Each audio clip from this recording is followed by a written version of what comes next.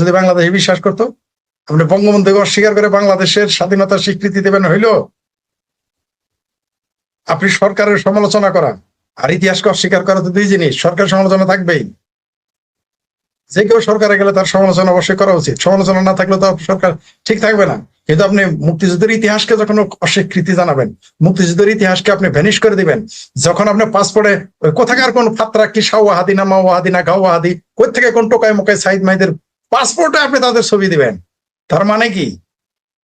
তার মানেটা কি দাঁড়াইলো? আপনি বাংলাদেশকে মানেন না? ওই পাসপোর্ট আমার দরকার নাই তো, যে পাসপোর্টে সাইদের ছবি থাকবে। ওই পাসপোর্টের আমার দরকার নাই তো, যে পাসপোর্টে শাওয়াহাদির ছবি থাকবে। ওই পাসপোর্ট আমার দরকার নাই তো। ওই পাসপোর্টে কি মর্যাদা থাকবে? বঙ্গবন্ধুর সাথে তারা বিরাট বড় বীর হয়ে গেছে। তাহলে তারা কি বোঝাইতে চায় আমাদের? তারা এই বাংলাদেশ মানে না। তো আপনি যেটা বললেন, এরা ভারতকে বাইপাস করে যে চেষ্টা করতেছে, নিজের বীর মনে করতেছে। শিশু তার শক্তি সম্পর্কে জানে না। একটা 4 বছরের শিশু, সে তো বুঝে না। সে বড় মানুষের সাথে ঝগড়া বিবাদ করতে আসবে, ঢেল দিবে, চোখে খোঁচা দিবে, কিন্তু একটা চটকানা দিলে হয়ে যাবে তা তো জানে না। এরা হচ্ছে রাজনৈতিক ভাবে শিশু। এরা হলো রাজনৈতিক ভাবে শিশু। তারেক রহমান যে চিন্তা করতেছে, ভারতের সাথে আপনি যে ক্ষেত্র সৃষ্টি করলেন, দেশপ্রেম দেখাইতে চাই গিয়ে, বললামই তো, এদের রাগটা কোথায় ভারতের সাথে? এদের রাগ হলো 71। এদের রাগটা কোথায়? মুক্তিযুদ্ধ। 93,000 পাকিস্তানের সৈন্য আত্মসমর্পণ করছে। এই বেদনা তারা এখনো বলতে পারতেছেন। এই দেশ ভেঙে পাকিস্তান, তাদের স্বাদের পাকিস্তান ভেঙে বাংলাদেশ হয়েছে, এই বেদনা তারা বলতে পারে না।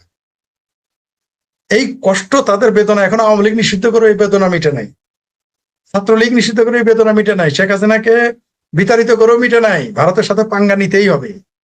মানে সুখে খাইতে একবার ভূতে গেলাইছিল 2024-এর 5ই আগস্ট ঘটাইছে, এখন ভারতের সাথে পাঙ্গা নিতে হবে। এটা দেশপ্রেম বলে না, এটা আত্মঘাতী সিদ্ধান্ত। বিএনপি বুঝতে পারবে। সমস্যা হচ্ছে যে এই ক্ষতিটা শুধু বিএনপি নিজের জন্য করে নাই, বাংলাদেশের জন্য করেছে। এই ক্ষতিটা শুধু ভাবির পোলারা নিজের জন্য করে নাই, বাংলাদেশের জন্য করেছে।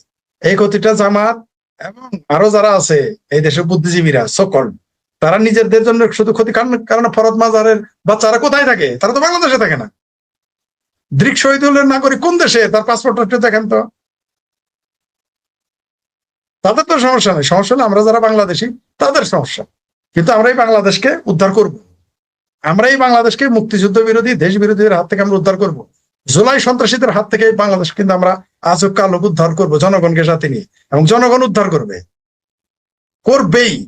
এইভাবে একটা দেশ চলতে পারে না যে দেশে বিনিয়োগ নাই 5 পয়সা, যে দেশে কলকারখানা বন্ধ হয়ে যাচ্ছে, বিদ্যুৎ নাই, গ্যাস নাই, জ্বালানি নাই। চাপা মারে এত যে ভারত বিরোধিতা করে। ভারত ছাড়া তারা অনেক কিছু করতে পারে। তো ভারত থেকে তেল আনে কেন 82 লক্ষ লিটার? তেলটাও পাকিস্তান থেকে আনুক না, চালটা চায়না থেকে আনুক না, সৌদি আরব থেকে খেজুর এনে খাক না। এখনো তো দেখলাম ভারত থেকে খেজুর এনে খাইতেছে। ভারত থেকে খেজুর এনে বাংলাদেশ খাইতেছে, সৌদি আরব থেকে আনে না কেন? যেই দেশে, বললামই তো আপনি, জানুয়ারির 1 তারিখ, 2027-এর জানুয়ারির 1 তারিখ থেকে খেলা দেখতে পারবেন। তখন ভারত প্রকাশ্য নেমে যাবে। একবার চুপ ছিল, যেটা তারা পশ্চিমবঙ্গের নির্বাচনের জন্য নীরব ছিল। তারা কিন্তু গেম প্ল্যান তারাও সাজিয়ে রেখেছে। তাদের plan A, plan B, plan C, plan D আছে। তারেক রহমান এটা করলে কি করবে, ভাবির পোলারা এটা করলে কি করবে, তমক এটা করলে কি করবে, জামাত, এগুলো কিন্তু ভারতের বোকা মনে হয়। কোন শক্তিমান মানুষ যখন ছাড় দেয়, তার মানে এই না যে সে দুর্বল। আপনি যদি মানে যেই দেশের, ওই দেশের অর্থনীতি কত বিলিয়ন ডলারের, ওই দেশের আয়তন কত, ওই দেশের মানুষের সংখ্যা কত, তারা প্রযুক্তিতে জ্ঞানে কত আগে আছে, তার অস্ত্র কত আগে আছে, তার সাথে আপনি পাঙ্গা নিতেছেন, নেন। আপনার যদি সুদান হওয়ার ইচ্ছা জাগে, আপনার যদি আফ্রিকা নাইজেরিয়া হওয়ার ইচ্ছা স্বাদ জাগে, তাহলে তো কেউ, আপনি যদি নিজের পায়ে নিজে কোরাল মারেন, কেউ তো ফিরে যেতে পারবে না। ভারতের শেষ মুহূর্তে তাদের একটা অবস্থান থাকবে। ভারত কিন্তু বাংলাদেশের মতো না, তারা কিন্তু জাতীয় স্বার্থে ঐক্যবদ্ধ হয়ে যাবে। এই বাংলাদেশকে যখন তারা মনে করবে শতভাগ যে এখন আর এই বাংলাদেশকে তারেক রহমানকে বশ করা গেল না বা বশ হইল না, সে পাকিস্তানের পকেটেই থাকবে বা তুরস্কের পকেটেই থাকবে। ভারত যখন এটা 100% নিশ্চিত হয়ে যায়, আর কোনোভাবে মানানো যায় না, তখন ভারত জানে কি করতে হবে। যেটা বারবার বলে আসছি, ফুড চেইন কেটে দেবে। ভারতকে এই দেশের সাথে কোনো যুদ্ধের প্রয়োজন নেই। ভারতকে এই দেশে একটা গুলি করার প্রয়োজন নেই। ভারতের এই বাংলাদেশে একটা বার বিমানের উড়ানোর প্রয়োজন হবে না। তার একটা সৈনিকের জীবন দিতে হবে না। 71 সালে যদিও তাদের 14,000 থেকে 17,000 সৈনিক মতান্তরে আমাদের জন্য শাহাদত বরণ করেছে, কিছুই করতে হবে না। শুধু ভারতের ফুড চেইনটা কেটে দিবে, রপ্তানি বন্ধ করে দিবে, তাও করতে হবে না। আমি সহজেই সেটা বারবার বলে আসছি।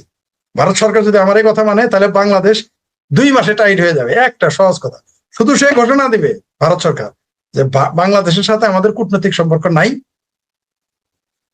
তাদের সাথে আমদানি রপ্তানি অমুক তারিখ থেকে বন্ধ হবে। জাস্ট 90 ডেজ ঘোষণা দিবে। ঘোষণা করতে হবে না, বলবে যে মনে করেন জানুয়ারির 1 তারিখে ঘোষণা দিল ভারত সরকার যে বাংলাদেশে কোনো পণ্য রপ্তানি করব না, বাংলাদেশ থেকে কোনো জিনিস আমদানি ভারতে হবে না।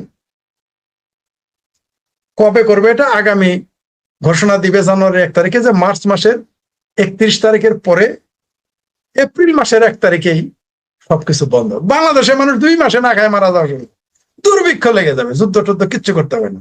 এটা আগেও বলেছি, আবার এই একটা পলিসি ভারতের জন্য যথেষ্ট। ওই তারেক রহমান ফারেক রহমান, ওই যে ওই মুসলেখা, ওই যে কি হবুচন্দ্র রাজার গবুচন্দ্র মন্ত্রীর ক্যাবিনেট, ওই জামাতের কি রাস্তায় পরে পাওয়া 77 জন এমপি, আর ভাবির পোলাদের 6টা অনুরোধের আসর এমপি, পেটে ভাত ঢুকবে না, পাবলিক পেটায় এদেরকে বঙ্গোপসাগর না ঢাকার মান্ডা খালে পাঠাবে। আওয়ামী লীগও লাগবে না। ভারত শুধু এই ঘোষণা দেয় যে আগামী 3 মাস পরে আফটার 90 ডেজ আমরা একটা জিনিস বাংলাদেশে রপ্তানি করবো না। দেখেন বাংলাদেশে কি করে। এই একটা কথাই যথেষ্ট। এই একটা লাইনই শুধু ঘোষণা দিবে, বন্ধ করতে হবে না। বাংলাদেশের দেখেন মানুষ কিভাবে এদের পেটানো শুরু করে। 1 মাস খুব লাফালাফি করবে, 2 মাস আরো লাফালাফি করবে, 60 দিন পরে থেকে দেখবেন পাবলিক যেখানে বিএনপির এমপি পাবে, যেখানে জামাতের এমপি পাবে, যেখানে ভাবির পেটানো শুরু করবে।